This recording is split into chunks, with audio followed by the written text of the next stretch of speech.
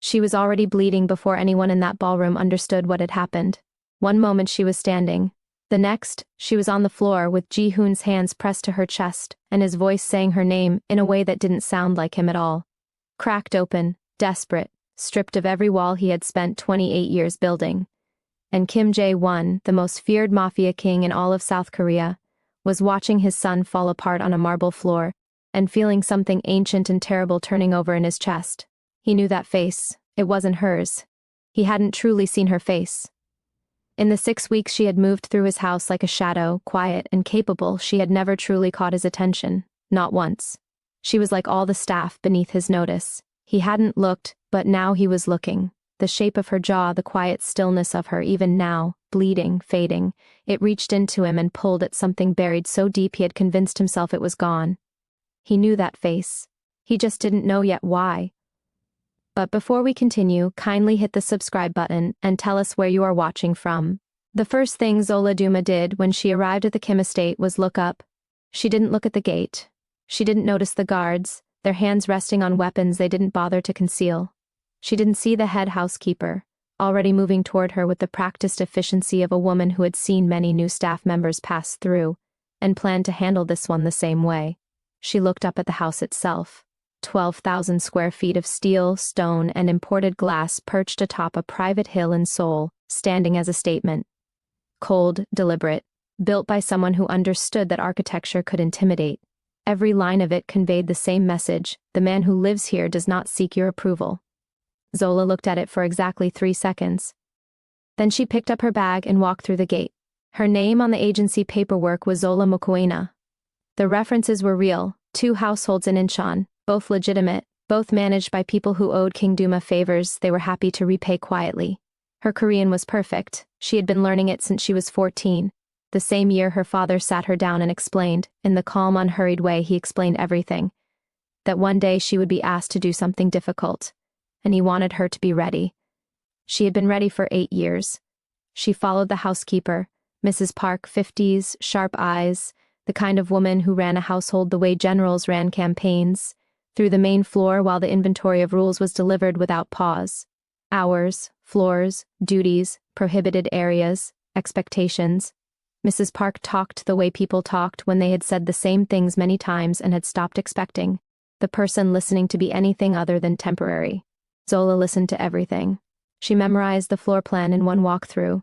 She counted the guards, noted their rotation pattern, and identified the 3 points of vulnerability in the eastern perimeter before they reached the kitchen. She said, "Yes, ma'am, understood, thank you." Mrs. Park looked at her for just a moment longer than she had looked at the others. "You start tomorrow," she said. "I'll start this evening," Zola said. "If there's work to be done." Mrs. Park blinked. Then she handed her an apron. Then she handed her and came home at 9 that night. Zola heard the car before she heard the door. A powerful engine, unhurried, the kind of vehicle that didn't need to announce itself, because everyone already knew to get out of the way. She was in the main hallway finishing the last of the evening duties when he walked in, and she stepped to the side the way the staff stepped aside, neat and automatic, making herself part of the furniture. He walked past her without a glance. Not rudeness exactly. Worse than rudeness. The kind of not noticing that comes when someone never learns to see certain people as worth even a second of attention. She was staff. Staff was like furniture. Furniture didn't get looked at. She watched him disappear up the staircase. She noted the set of his shoulders, the controlled exhaustion underneath the surface, the way he moved like a man who had been performing a version of himself all day and was now simply waiting to stop. She filed it, then went back to work. That night, in the small staff room at the back of the estate, she sat cross-legged on the floor with a cloth spread in front of her. On it lay a small carved figure in dark wood, smooth from years of handling, a container of red ochre, a thin leather cord, items her father had pressed into her hands the morning she left. His large hands over hers, his voice quiet in the way it got when he was saying things that mattered. "You are not going there to be seen," he had told her. "You are going there to protect. The Duma name does not send its children to be servants. It sends them to be shields.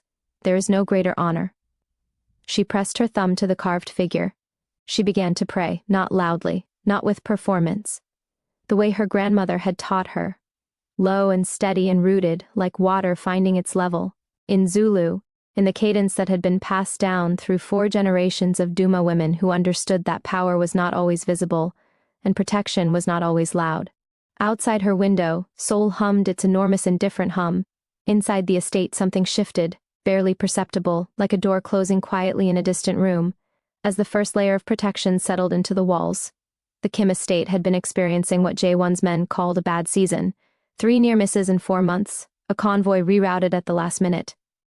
The original route, destroyed by an explosion 20 minutes after they changed course. A meeting venue that turned out to have been compromised, discovered by accident when a rival's man was seen leaving the building 2 hours before the scheduled meeting. A food taster falling suddenly ill before a dinner, the only person who ate from the same dishes as Ji-hoon.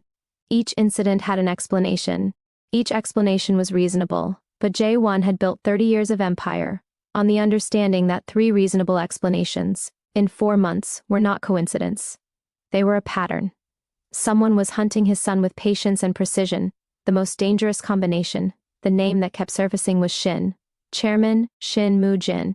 61 years old, legitimate face, construction, finance, the kind of diversified empire that was mostly real and partially not.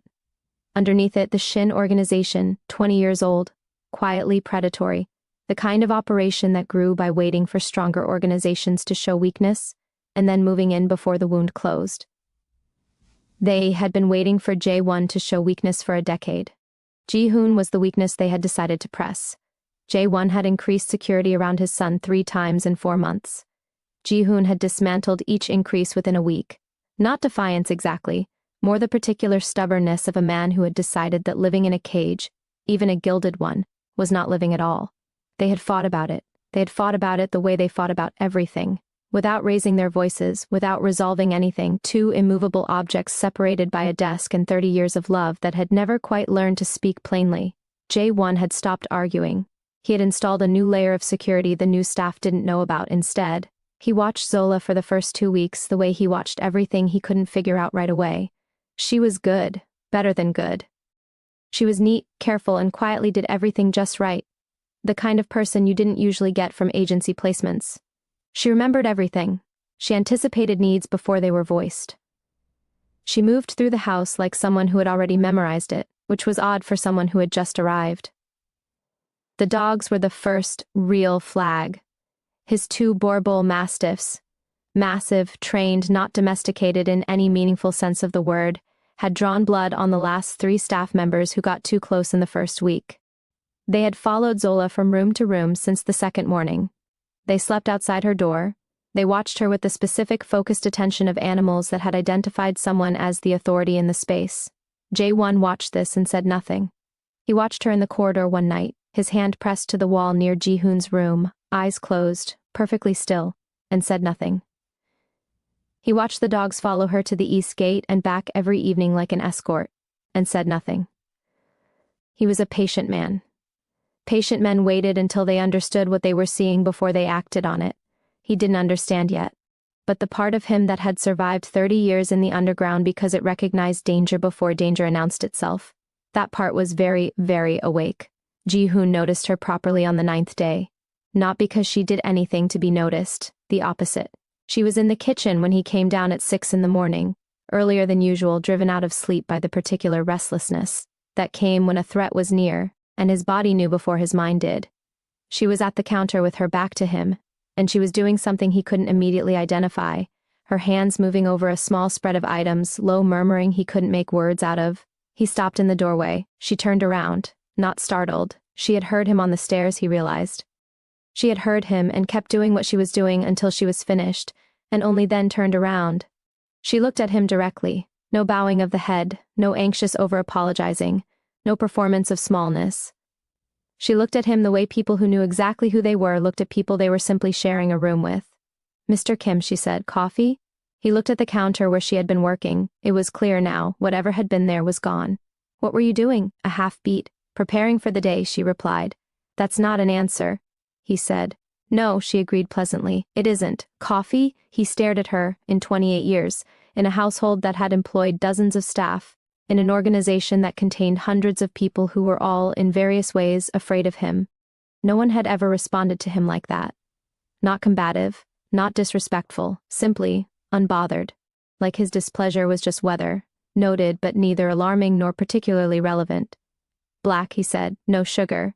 "I know," she said, and turned back to the counter. He sat at the kitchen island drinking his coffee in silence, watching her move through the kitchen with that economy of motion that nagged at something in the back of his mind. Too precise, too deliberate, the movement of someone trained, not just practiced. He left without saying anything else, but he came back the next morning. And the one after that, on the fourth morning, when he came down and she was already there, the coffee already made, black, no sugar, at the right temperature, waiting, something shifted in him. He pushed it down, refusing to examine it again. He was not his father's son for nothing. The coldness when it happened was not personal, or rather, it was personal in the way that Ji-hoon's coldness was always personal, which meant it came from somewhere real, and expressed itself as distance. It happened 2 weeks after Zola arrived, in the main reception room, in front of 4 of his father's senior men. She had come in to collect the tea service, routine, invisible, the kind of entry and exit that should have registered on no one in that room. One of the senior men, Park, 50s, old guard, the kind of man who carried old thinking the way other men carried old injuries, watched her cross the room and said something low to the man beside him. Something with a smile attached to it, in Korean too fast and too quiet for most people to follow. Zola's hands didn't pause on the tray, her face didn't change, but her eyes, just for a fraction of a second, moved to Ji-hoon's face. Ji-hoon heard what Park said. He saw her eyes move to him. He understood exactly what she was looking for, not rescue, not performance, just acknowledgement, the simple human confirmation that someone in the room had heard it and found it unacceptable. He looked away. He continued his conversation. She collected the tray and left. Park chuckled at something and the room moved on. Ji-hoon felt something he couldn't name settle into his chest like sediment. Heavy, uncomfortable, the particular discomfort of a man who knows he's failed a small but real test and can't admit it, even to himself. That evening he passed her in the corridor. She stepped to the side, eyes forward, the perfect performance of invisibility, giving him exactly what his silence in that room had told her he wanted. He stopped. She stopped. He looked at her profile, the way her jaw was set, how calm she seemed, the dignity she held like armor, covering something he thought might hurt him deeply if he ever got close enough to understand it. He opened his mouth. He closed it, then walked on. Behind him, Zola stood in the corridor for exactly 3 seconds. Then she walked to Ji-hoon's door. She pressed her hand to the frame and closed her eyes. The protection she laid that night was stronger than anything she had placed in the house before. She was not doing it for him. She was doing it because King Duma had raised her to finish what she started regardless of how the person she was protecting treated her. She was doing it because honor was not conditional. But she was human enough that it cost her something, and she was her father's daughter enough that she paid it anyway and kept moving. The Shin organization made its first visible move, not with weapons, with information, which in J1's world was the more dangerous of the two. A name appeared in an intercepted communication that had no business being there. An internal name, the kind of name that only existed inside Kim organization records, inside meetings that happened behind 3 layers of security, inside conversations between men who had bled together long enough to trust each other with things that could get them killed. Someone inside was talking. J1 received the report in the morning and read it twice. Then he set it down on his desk and sat with it the way he sat with serious things, without moving, without reacting, letting the full weight of it settle before he decided what to do with it. A mole was not a new problem in his world. A mole at this level, someone with access to internal code names, to Ji-hoon's schedule, to the private details of the Kim operations' inner infrastructure, was a different category of problem entirely. It meant someone close was being paid more than loyalty. It meant everything he had done to protect his son in the last 4 months had been visible to the people trying to kill him. It meant Ji-hoon had been walking through a city that knew exactly where he was going before he got there. He called his son. He told him. He watched Ji-hoon's face absorb it, that controlled, infuriating stillness, and waited. "How deep?" Ji-hoon said. "Deep enough to hurt us. How long?" "At least 6 months. Possibly longer." Ji-hoon was quiet for a moment. His eyes moved to the window. Outside, the pine trees stood in their deliberate rows, blocking the view of everything beyond the estate. Then he looked at them. "I want to keep moving," he said. "Normal schedule. Don't let them know we found it. You want to be bait? I want to be smart." He looked back at his father. "If we shut down, they regroup and come at us from a direction we haven't mapped. If I keep moving, they keep committing to the plan they have. And we find the mole before they find a new angle. Jae-won looked at his son for a long moment.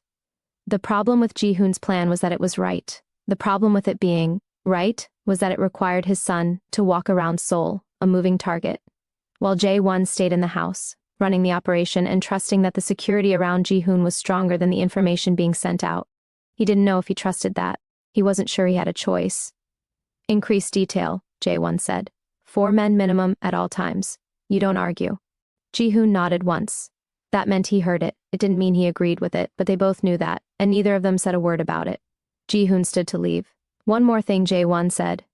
Ji-hoon paused at the door. The new maid. He kept his voice even, informational. Zola, what do you make of her?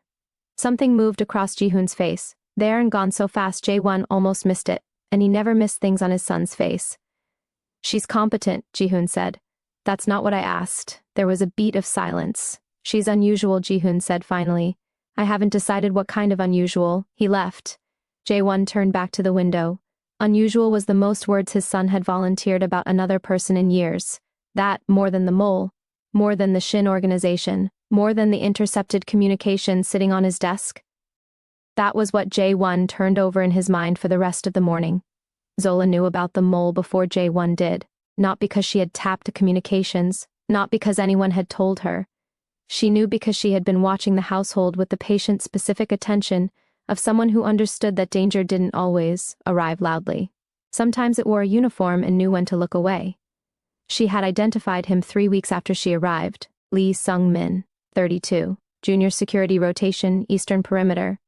The tells were small. They were always small with the good ones. A phone used in patterns that didn't match his stated habits. A route during patrol that took him within proximity of the estate's eastern blind spot every night at the same time. The way his eyes moved when Ji-hoon's schedule was mentioned in the staff areas. A half-second of attention that was sharper than curiosity and quieter than interest. She watched him for 10 days before she was certain. Then she made a decision. She did not tell Jae-won. She did not go to security, because the moment the mole knew he was compromised, the Shin organization would know the Kim side had found the leak, and they would accelerate. Whatever was planned for Ji-hoon would move from scheduled to immediate. Instead, Zola began managing the information Lee Sung-min could access. Quietly, invisibly, the way she did everything. A schedule left in a place he'd see. The wrong schedule, believable, slightly altered. A conversation she made sure happened in a corridor she knew he monitored. Accurate in every detail except one. Small adjustments, surgical, the kind that required someone to know exactly what was being fed in order to know exactly how to corrupt it without the source realizing. Her father had taught her this at 16. The most powerful position in any conflict, King Duma had said, is the one where your enemy believes he has the advantage. Let him believe it. Because a man who believes he is winning stops looking for the thing that will undo him. She was the thing that would undo them. They just didn't know she existed yet, Ji-hoon found out. She spoke Zulu one evening in the library. He had come in late, after a day that had required him to be in 4 different locations across Seoul while maintaining the appearance of a man who did not know he was being watched. He was tired in a way that had nothing to do with sleep. He wanted an hour of silence, a drink, and the rare absence of other people, the only real luxury his position ever offered. He walked into the library and found Zola on a ladder at the far shelf, reorganizing the upper section, speaking quietly to herself, in a language he didn't recognize. She didn't hear him come in, or she heard him and chose not to interrupt what she was doing. With Zola, he had learned, those were often the same thing. He stood in the doorway and listened, not to words he could understand. He couldn't understand any of it. He listened to the sound of it, the rhythm, something in it that was measured and grounded, like the language itself had weight to it, like every syllable was connected to something older than the room they were in. What language is that? He said. She looked down from the ladder without startling. Those eyes, that direct, unhurried look. Zulu, she said. What were you saying? There was a pause. A counting rhyme. My grandmother taught it to me. I use it when I'm focused on something repetitive. She looked back at the shelf. It keeps my mind from wandering. He came further into the room, then poured a drink at the side table. He sat in the chair facing the shelf, not because he had chosen to stay, he told himself, because it was his library, and he could sit where he wanted. Where are you from? He said. She moved a book 2 spaces to the right. South Africa? Where in South Africa? He asked. Does it matter? She replied. He looked at her. I'm asking. She looked down at him again. Held his gaze for a moment in that infuriating way she had, like she was deciding how much of a real answer he had earned. Outside Durban, she said. My father's land, your father owns land, my father owns a great many things. She said it simply, no pride, no performance, just fact. Something about the way she said it, a great many things, landed on him differently than small talk landed. He turned his glass in his hand. Why are you here, he said. He meant it generally. In soul, in this household, the kind of existential reason that sometimes came out of him at the end. Of long days, when his guard was below where it should have been. She understood that he meant it generally. She answered specifically anyway. To finish something that was started before I was born, she said. The ladder creaked slightly as she moved to the next section. Ji-hoon stared at the shelf. He should have asked what that meant. He knew, even in the moment, that he should have pressed on it. That a line like that from a staff member in his household deserved follow-up. Deserved the same scrutiny he would give anything else that didn't add up. He didn't ask. He didn't know why. He finished his drink and left. Behind him, Zola continued counting in Zulu, steady and quiet, her hands moving along the spines of books in a house that had no idea what was standing inside it. The attempt happened one night. He was returning from a meeting in Gangnam. The route had been confirmed clean by security 40 minutes before departure. 4 men with him in 2 vehicles. Standard formation. What nobody on Ji-hoon's security detail knew, because Lee Sung-min had been very good at his job for a very long time, was that the confirmed clean route had been confirmed clean by a man who was being paid to confirm it clean. The ambush was set 3 blocks from the estate. Professional, coordinated. The kind of operation that had been planned with real intelligence about timing, formation, vehicle specs. It should have worked. What the Shin organization's planners did not account for, could not have accounted for because they did not know she existed in any significant capacity, was that Ji-hoon's convoy had taken a different route, not on security's recommendation. Security had signed off on the original route. The driver had received a text from an unsaved number 40 minutes before departure. 4 words, don't use Gangnam Dairo. The driver, a 20-year veteran of the Kim organization, a man who had survived long enough to develop the instinct to take warnings seriously when they felt serious, had said nothing to security. He had quietly rerouted. The convoy arrived home through Songdong-gu, 20 minutes later than scheduled, to a gate that opened normally and a house that was quiet, and a perimeter that showed nothing wrong. 3 blocks away, in the dark on Gangnam Dairo, the Shin organization's team waited for vehicles that never came, and then dispersed and spent the next several days trying to understand what had happened to their intelligence. In the Kim estate, Ji-hoon came through the door not knowing how close it had been. He came to the kitchen, not for coffee, too late for coffee, for the particular reason he'd been coming to the kitchen for 2 weeks now. The reason he still had not named to himself. She was there, later than usual, finishing something at the counter. He stopped when he saw her. She looked at him in a way she didn't usually, like she was checking something, like she was confirming a calculation. He watched her shoulders drop by a fraction. The exhalation so controlled it was almost invisible. You're late, she said. Reroute. He came to the counter, set his keys down, looked at her. Driver got a tip. Unknown number. She said nothing. He looked at her for a long moment. Unknown number. He repeated. She turned back to the counter. You should eat something. There's food kept warm. Zola. She stopped. He didn't say anything else immediately. He stood there in the kitchen of his father's house at 11:30 at night, looking at this woman, this composed, unreachable, unprecedented woman, and felt the thing he'd been suppressing for 2 weeks push against the inside of his chest like it was running out of room. She turned around slowly. Their eyes met. Thank you, he said, quiet, direct. No qualifier attached, no distance. Something shifted in her face. Small, real. The first crack in the composure he'd ever seen. Not pain, not sentiment. Something more complicated. Something that looked like a woman who had been prepared for everything except simple, direct gratitude from the person she was sacrificing herself to protect.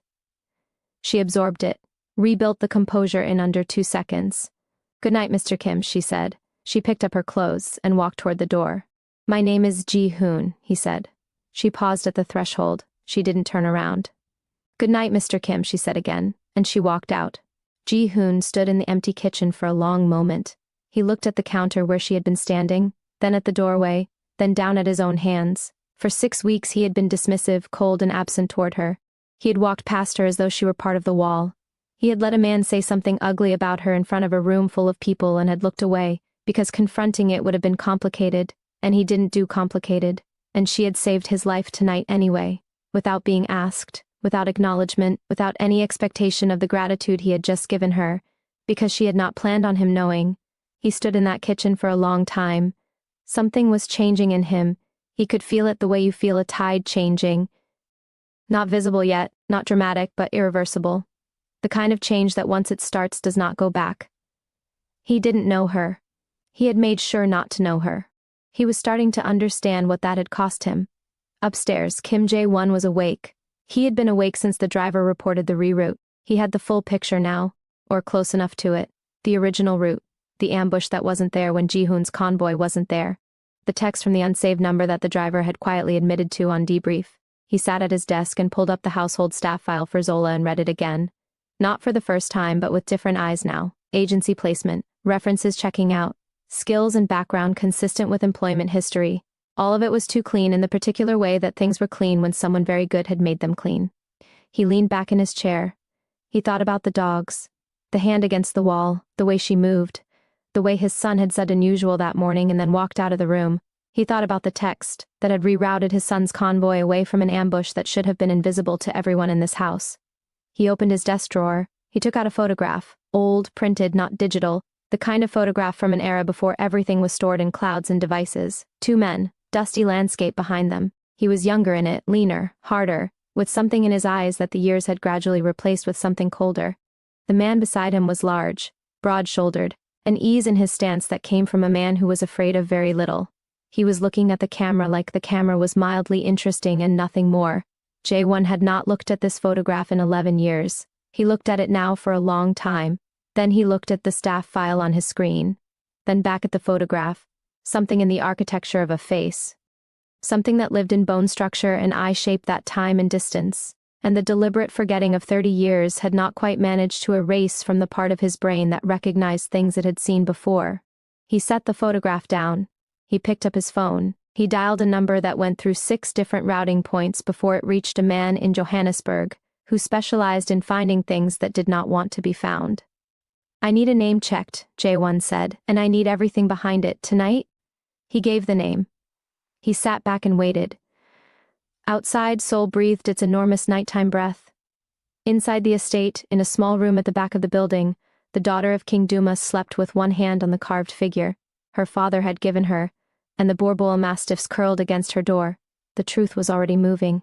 It was only a matter of time. Jae-won got his answer in the morning. The man in Johannesburg called back in 4 hours, faster than usual, which meant what he found was significant enough to move quickly on. Jae-won listened without interrupting. When the call ended, he sat in the dark for a long time and did not move. Then he said, to no one in the room, "Duma?" Just the name, out loud, like testing whether it still had the same weight after all these years. It did. King Duma, not a title, a name. Earned rather than inherited, was the most powerful underground sovereign in southern Africa. Controlled territory across 3 countries.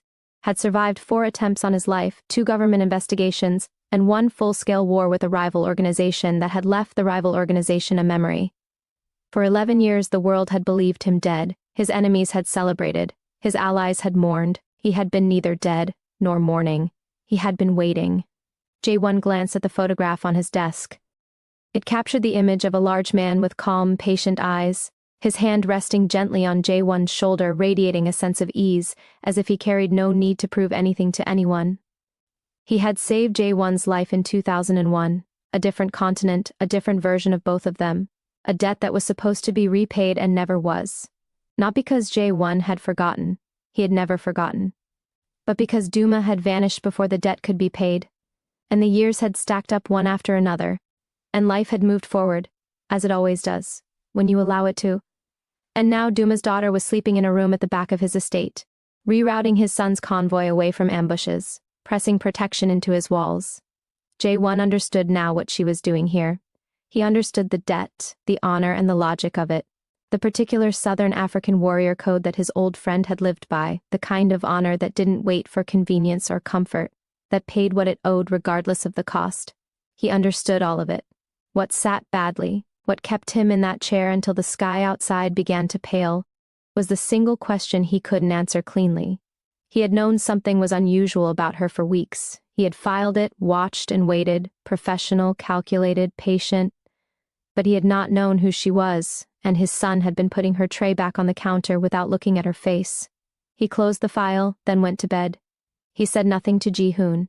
Not yet, because telling Ji-hoon now meant Ji-hoon would change how he treated her. And Jae-won needed to understand the full picture of what the Shin organization was planning before he moved anything on the board. The best protection Zola had right now was that the Shin organization didn't know she existed as anything significant. The moment her position in this house changed, that protection evaporated. So he waited, watched, and the guilt of it sat in his chest like a stone. The thing Ji-hoon said happened one evening. Not planned, not malicious, the kind of cruelty that comes from a man who is frightened of something and reaches for distance as a weapon before he can stop himself. It was in front of Mrs. Park and 2 other senior staff, a meeting about the household arrangements for an upcoming family dinner. Formal, external guests, the kind of event that required precise coordination. Zola had been asked to present the menu adjustments she'd been working on for the dietary restrictions of 2 guests. She stood at the end of the table and presented them clearly, efficiently, with the particular competence that characterized everything she did. One of the senior staff, Han, logistics old guard, had a question about the African spice blend she'd proposed incorporating into one course. Not a hostile question. Curious even. Before Zola could answer, Ji-hoon said, "Keep it simple, this isn't the place for experiments." The room went quiet in the specific way rooms went quiet when something landed wrong. Zola looked at him. He was looking at the document in front of him, not at her, the deliberate non-look of a man who had said the thing and was now performing indifference to its landing. "Of course," she said, her voice was completely even. "I'll revise." The meeting continued. Mrs. Park did not look at Zola, and Zola did not look at Mrs. Park. Then the moment passed the way those moments passed in households like this one, absorbed, filed, never spoken of. But Han, who was 60 years old and had worked for the Kim family for 22 of them, looked at Ji-hoon for just a moment with an expression that said something Han would never say aloud. After the meeting, in the corridor, Zola walked back toward the kitchen at the same pace she always walked. Not faster, not slower, head level, shoulders back. The posture of a woman who had been raised by a king, and knew that the way you carried yourself after someone tried to diminish you was itself a form of power. Ji-hoon came around the corner and nearly walked into her. They both stopped, close. The corridor narrow. His eyes finally on her face. And what he found there was worse than anger. Anger he could have handled. What was on her face was nothing. Not the performed nothing of someone hiding pain. The genuine nothing of someone who had decided, completely and finally, that he was not worth the energy of a reaction that landed on him like a physical thing. "The menu," he started, "is already being revised," she said. "Is there anything else?" He looked at her, at the composure of her, at the absolute self-possession of a woman who was standing 2 feet from the person who had just publicly dismissed her work in front of a room and was giving him nothing, not resentment, not forgiveness, not the performance of either, just waiting for him to finish speaking so she could continue her day. "No," he said. She nodded once and walked past him. He stood in the corridor. He had created this distance. He had built it carefully, one dismissal at a time, one avoided glance at a time. And now, it was exactly what he'd shaped it to be. He stood in the middle of it, and it felt nothing like he had expected. He had intended armor. This felt like a wall built around the wrong person. He didn't fix it that day. He didn't know how to fix it. Men like Ji-hoon didn't have the vocabulary for the specific apology this required, not because they lacked intelligence, but because they had spent so long treating emotional precision as a liability that the muscle for it had never properly developed. So he said nothing. And she kept protecting him. With each passing day, the distance between those 2 truths grew wider and heavier. The Shin organization set the date on a Friday. The annual underground gala at the Grand Hyatt, 10 days out. The single event in Seoul's calendar year where every major organization sent representation, where security was simultaneously highest and most complicated, where the noise and movement of hundreds of people created the kind of chaos that professional operations used as cover. Chairman Shin had identified it 18 months ago as the optimal window. The plan was precise. 2 shooters, 1 primary, 1 contingency. The primary positioned on the east balcony with a suppressed long range, the contingency embedded in the catering staff, Ji-hoon's position in the room to be managed by the mole, who would ensure Ji-hoon was in the right place at the right moment. Clean, professional, the kind of operation that, if executed correctly, would look like chaos before it looked like anything else. They had one variable they had not accounted for. They didn't know about her. The invitation arrived. Jae-won called his team. Ji-hoon was briefed. Partial information, enough to heighten his awareness without revealing how detailed Shin's intelligence had become. Security arrangements were made and remade, and Jae-won made one additional arrangement that he told no one about. He found Zola in the East Garden in the late afternoon, the dogs at her feet, the low gold light of the Seoul evening on her face, and he stood at a distance for a moment before he spoke. She knew he was there before he spoke. He had noticed she always did. "The gala," he said. "I'll need additional staff on the private floors. You'll come?" She looked at him. In the weeks since she arrived, they had exchanged perhaps 30 sentences, functional, necessary, employer to staff. He had never looked at her the way he was looking at her now, like a man reading something he had only just been handed the key to. She held his gaze steadily. "Of course," she said. He nodded. Turned to leave. "Mr. Kim." He stopped. She was still looking at him, patient, composed. But there was something in her eyes, direct and clear like a message sent without an envelope. "He'll be safe," she said. "You have my word." The silence that followed was the longest either of them had stood in for some time. Jae-won looked at this woman, this daughter of the man who had knelt in the dirt beside him on a different continent in a different life, and kept him breathing through sheer force of will and personal honor, and felt 30 years collapse into a single point. He had so much to say. He said none of it. "I know," he said quietly. He walked back toward the house. Behind him, Zola turned back to the garden. Her hand found the carved figure in her pocket. Her thumb moved over it once. 10 days. The night before the gala, Ji-hoon came to find her. Not the kitchen, not a corridor encounter. He came specifically. She could tell from the direction of his footsteps, purposeful, not the casual drift that brought him to shared spaces. She was in the small staff sitting room at the back of the house, the only staff member still awake, going through nothing important. He appeared in the doorway. She looked up. He came in without being invited. This was his house. She never expected invitation. And sat down across from her, then looked at her with the expression of a man who had rehearsed something and arrived at the moment and found the rehearsal useless. "Tomorrow night," he said. "Yes. I need you to stay close to the private floor. Don't." He stopped, started again. "The event has risks. I'd prefer you not be in the main ballroom." She looked at him for a moment. "Why?" she said. "Because it's safer." "For who?" He didn't answer immediately. She studied him. The tension in his jaw, the thing moving behind his eyes that he was working very hard to keep behind them. He had come here under the cover of a practical instruction. She understood that. She also understood that the instruction was real, and the cover was real, and both of them were sitting in the same room as the thing neither of them had named. "I'll be where I need to be," she said, simply. "Final." He looked at her. "I said something," he started. "At the meeting, the menu. It doesn't matter." "It does." His voice came out more direct than he intended, raw briefly before he pulled it back. "It does matter. He pressed his mouth together. "I handle things badly sometimes, things that don't fit into categories I know how to deal with." Zola was quiet for a moment. "Is that an apology?" she said. "It's an explanation." "Those aren't the same thing." "No," he said. "They're not." The room was very still. Something shifted. Both of them feeling it, neither moving. The particular charged stillness of two people who have been orbiting something for long enough that the orbit is no longer holding. Then Zola looked down at her hands. "Get some sleep, Mr. Kim," she said quietly. "Tomorrow is going to require everything you have." He stood, then moved toward the door.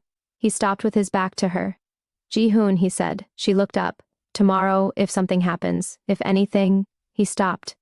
His hand was on the door frame. He was not looking at her, and his voice was doing the thing it had done that night in the kitchen, losing its architecture. "Just stay safe."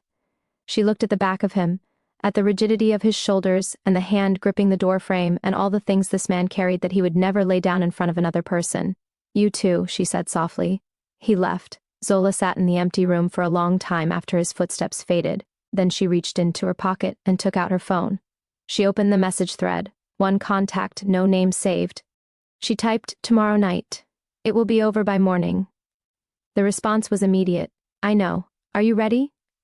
She looked at the message for a moment. "I've always been ready." She typed back. She set the phone down, then closed her eyes. In Zulu, low and steady, she began to pray, not for herself, not for the outcome, not even for the debt to be settled cleanly. She prayed for him. Just him. The Grand Hyatt swallowed them whole, 300 guests across 2 floors, black ties and blood money, champagne and careful smiles, the annual performance of civilized men who had built their fortunes on things that didn't survive daylight. The ballroom glittered with the specific coldness of expensive things arranged to impress people who could not be impressed. Ji-hoon moved through the room like he always did, calm, controlled, and distant. His gestures were deliberate, his words measured, reflecting the poise of someone who had learned, early on, to handle discomfort with ease. He knew many faces here, but trust? That was something he reserved for no one. 4 security men tracked him in rotation, 2 at proximity, 2 at distance.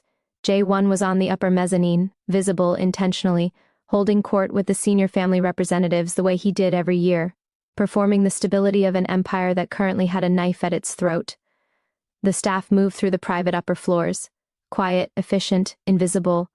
Zola was not invisible. Not to Ji-hoon. He found her with his eyes 3 times in the first 40 minutes without meaning to. Near the East Service corridor. By the mezzanine stairs. Once briefly at the edge of the main floor, and she was not looking at the guests, not looking at the table arrangements, or the empty glasses that were her stated reason for being there. She was reading the room, exits, sightlines. The position of every man who had been stationary for longer than made sense for a social event.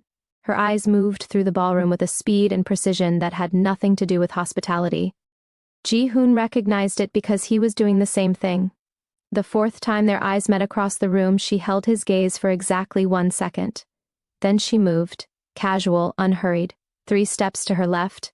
2 seconds later the angle broke. The man Ji-hoon had been tracking near the east pillar, catering uniform, no tray, 11 minutes in the same position, lost his direct sightline to Ji-hoon's chest. Blocked now by a pillar she had placed herself near enough to redirect him toward without him realizing he'd been redirected. Ji-hoon's blood went cold. She had seen it before he had. He started moving toward her immediately. The crowd thickened around him, a cluster of guests, a waiter crossing with a full tray, and then a hand on his arm, firm and deliberate. One of the Shin organization's senior representatives. Gray suit, wide smile, the specific social aggression of a man executing a function. Ji-hoon SI, we haven't spoken yet this evening. Ji-hoon shook the hand. He had no choice. Refusing was a declaration. We're speaking now, he said. His eyes moved over the man's shoulder. The catering uniform was no longer at the east pillar. His jaw tightened. Excuse me. Actually, there's a matter of mutual interest. Excuse me. Harder. Final. He pushed through. The crowd was dense and slow, and every second cost him ground. He moved toward the east side of the room, scanning. The pillar. The balcony entrance. The service corridor running left. The mezzanine above. And his hand was already inside his jacket when he found her. She was no longer near the pillar. She was 15 feet from him, cutting through the crowd at that controlled speed. Not running, but moving with an urgency that the room hadn't caught up to yet. And her eyes were locked on something behind him, above him, the specific fixed focus of someone who had found their target. Zola, her eyes snapped to his. 1 second. 1 full second of complete contact. And what he saw in her face stopped him cold. Not fear, not panic, certainty. The absolute settled certainty of a woman arriving at a moment she had been walking toward for a very long time. The calm of something completed, rather than something begun. She looked at him the way you looked at someone you were making sure was still there, still breathing, still whole. Confirmation, that was what it was. She was confirming him. Then she looked past him. She moved. The sound came from the east balcony, suppressed, swallowed almost entirely by the noise of the room, a sound like a distant door closing hard. Small, brutal, final. Zola stopped. The impact went through her like a current, not the dramatic backward fall of fiction but the terrible stillness of a body absorbing something it cannot absorb. She simply stopped moving, every system halting at once. She turned, slowly. The room still laughing around her, glasses still clinking, the music still running, almost nobody yet understanding that something had just broken that could not be unbroken. She turned and she found Ji-hoon's face. She looked at him the way she had been looking at him since the night in the sitting room, since the kitchen, since every morning he had come downstairs and she had already been there. The way she had been looking at him. Every time he had refused to look back, he was still standing. She exhaled. Her legs gave out. Ji-hoon rushed to her side before she could fall. He knelt down, his knees hitting the hard marble, and quickly pressed his hands to her wound. The warmth of her blood in his hands scared him more than anything ever had. It was worse than all the dangers he'd faced, worse than the closest calls of the past few months, worse than anything else. Because this was not near. This had landed. Zola. Her name came out of him cracked open, nothing like his voice, stripped of every wall he had ever built. Stay with me, eyes on me, right now. Eyes on me. She looked at him. Barely. The edges of her focus softening. East corridor, she said. Her voice was almost nothing. Third panel, second shooter, tell your father. I'm not leaving you, Ji-hoon cried. Ji-hoon, her voice. His real name for the first time, and it hit him like a jolt of electricity. Her hand weakly reached up, gripping his wrist, a grip far too soft, terrifyingly fragile. Tell your father, now. He looked up, caught his near security man's eyes across the room. One signal, the second shooter's location, and the man was already moving, already talking into his earpiece. Ji-hoon looked back down at her. The room was erupting now, screaming, people pressing toward exits, staff shouting, his father's men forming a perimeter that had come together 10 seconds too late. The chandeliers hung above them, burning with an unforgiving brightness. In the center of it all they were on the floor, his hands pressed firmly to her chest. She gazed up at him, her eyes locking with his, and for the first time in 6 weeks he finally understood the expression he had been too closed off to read before.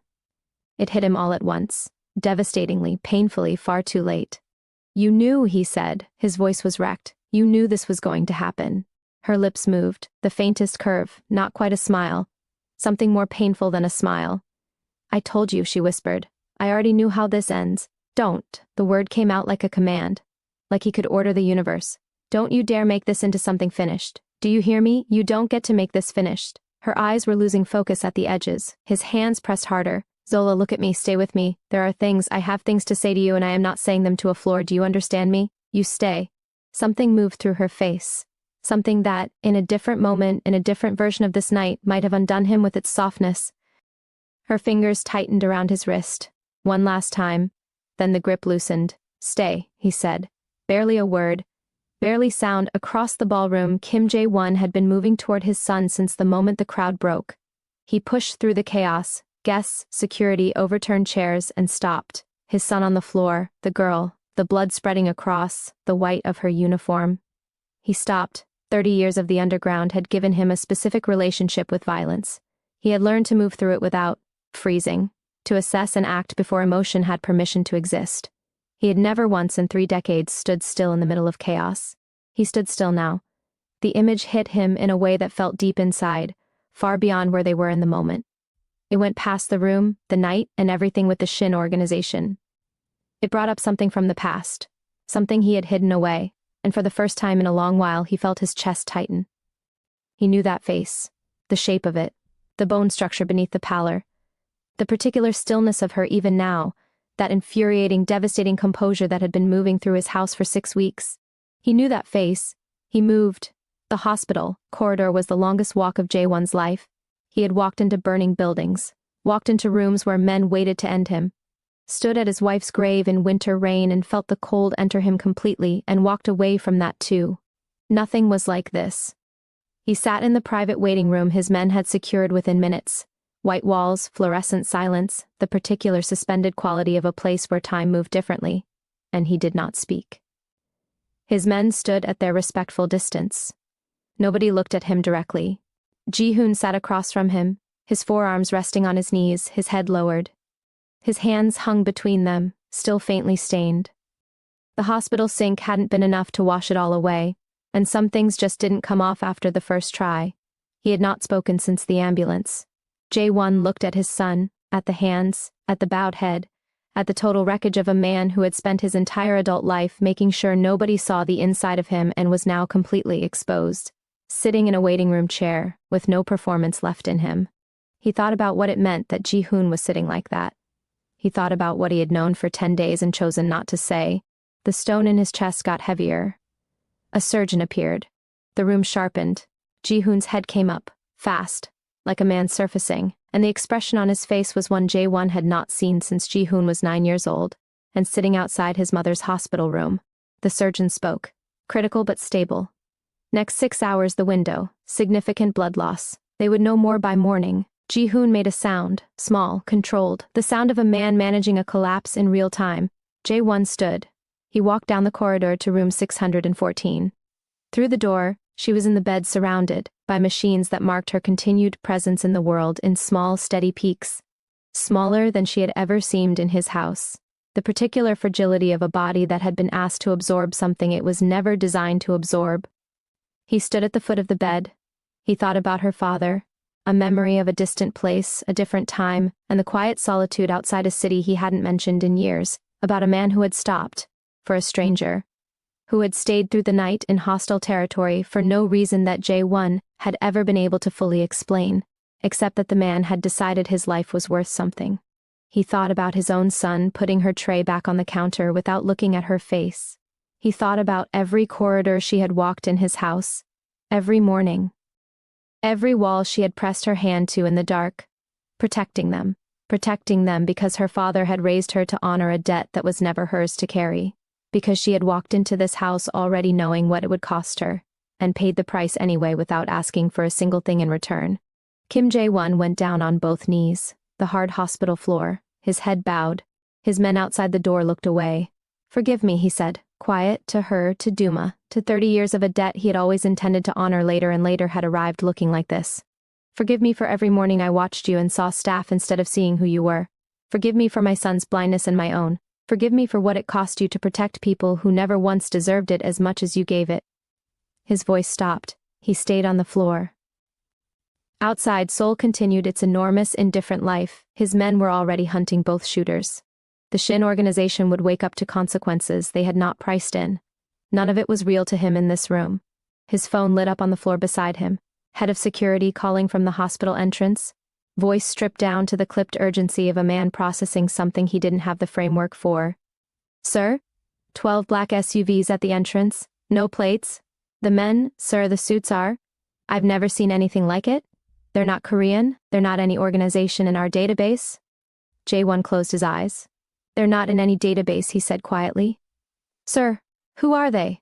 He looked at the girl in the bed. "Debt is paid," she had said on the ballroom floor. He thought about what came after a debt was paid. He thought about what a man like Duma did, with 30 years of patience and the news that his daughter had been shot inside the house she had been sent to protect. "Stand down," Jae-won said. "Every man, do not engage, do not touch them. Sir, stand down." He ended the call. Downstairs, the elevator opened. King Duma walked out, the particular unhurried movement of a man who had decided everything already, and was now simply arriving at the consequence.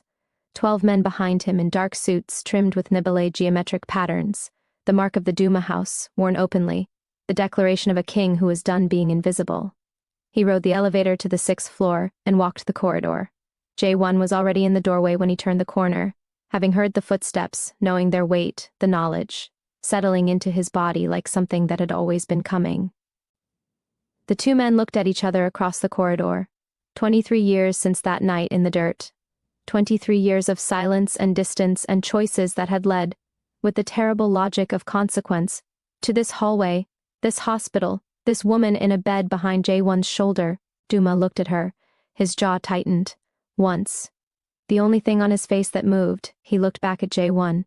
"You let my daughter bleed," he said. His voice was low, absolute. The voice of a man who had not raised it in years because he had never needed to. "For your son." Jae-won held his gaze. "Yes. I did not send her to die for you, Kim. There was a pause that had a weight to it. I sent her so my family's name was clean. So what I owed was returned with honor. Nothing beyond that. I know. Do you understand what she gave up to be in that house? What she walked away from? What she agreed to carry, alone, so that your bloodline could continue?" The question sat in the corridor between them like a stone. "No," Jae-won said, "not fully, not yet." His voice was steady. "But I will spend whatever time I have left learning it, every piece of it. She will not have done this for a man who remained ignorant of its cost." Duma looked at him for a long time.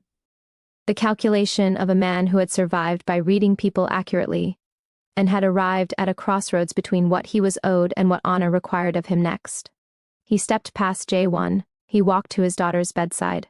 He sat and took her hand in both of his.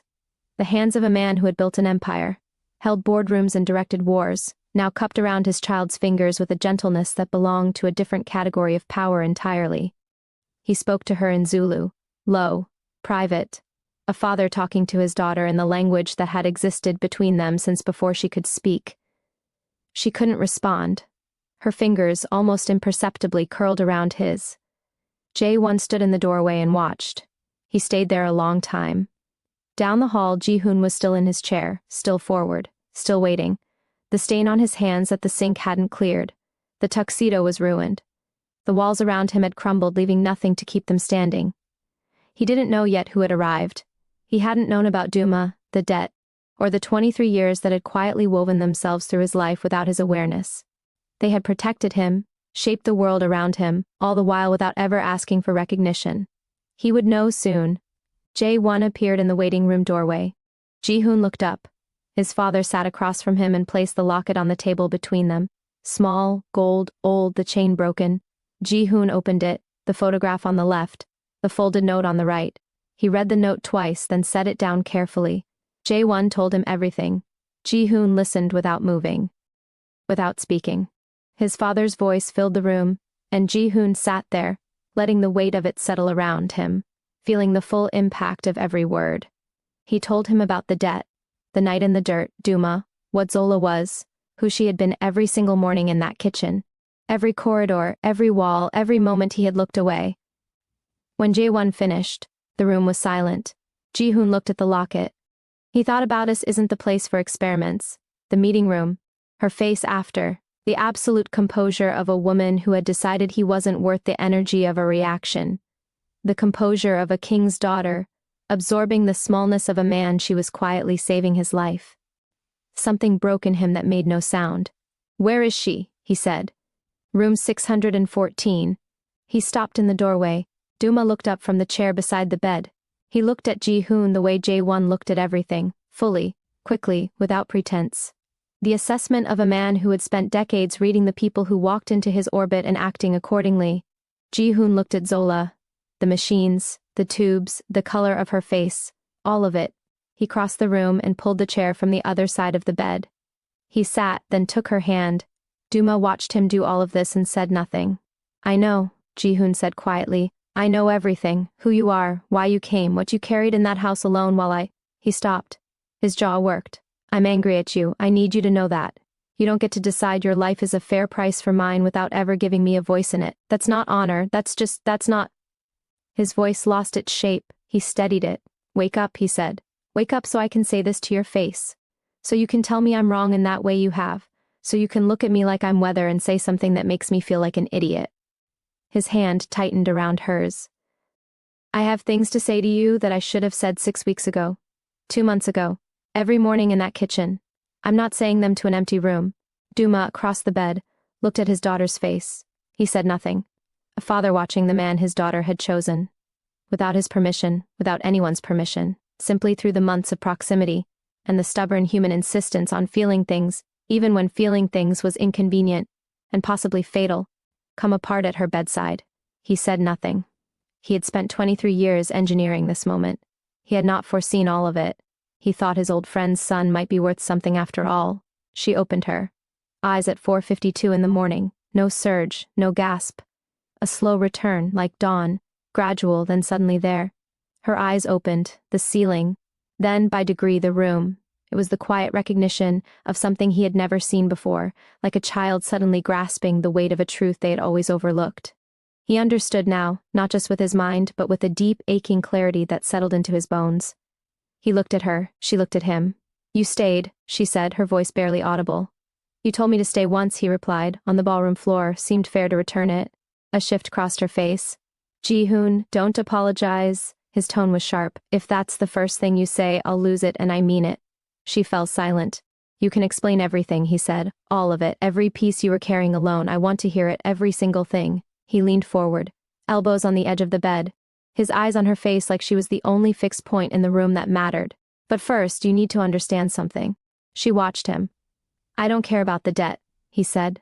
"I don't care about what was owed between our fathers or the 23 years or any of it. That's not why I'm in this chair." He looked at her hand in his. "Somewhere between the kitchen, the library, and the garden, every morning I came downstairs, and you were already there. You became the thing I was drawn to, without me even realizing it, without me seeing it until it was completely irreversible. He looked back up at her face. I was cold to you, dismissive. I let things happen in rooms that I should have stopped. I looked away when I should have looked directly. There was a pause, his voice dropping. I'm not doing that anymore. The monitor beside her marked the small quickening of her pulse. That's not an apology, she said softly. No, he said. It's a promise. The apology is separate and it's going to take longer than tonight. Her eyes held his, tired, pale, absolutely present.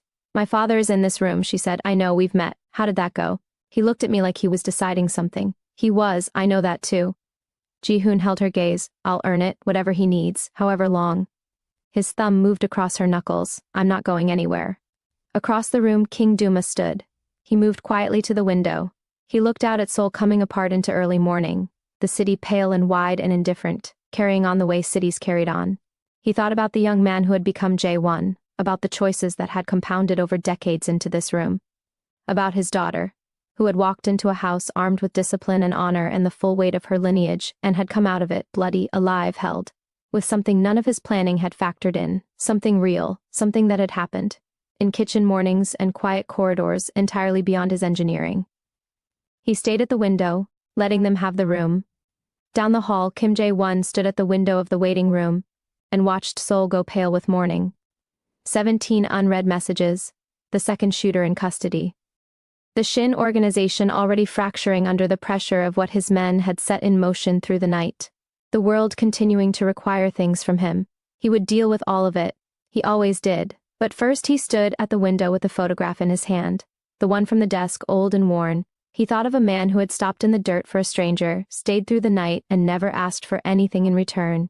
He thought about honor, true honor, not the kind flaunted in boardrooms, galas, or behind polished desks. The kind that appeared in the dark, without an audience, and did what had to be done simply because it was right. He had spent 30 years believing he understood that kind of honor. Standing in this corridor, at 5 a.m, he understood he was only beginning to. The debt was paid. Everything that came next would be his choice, and he intended to choose better.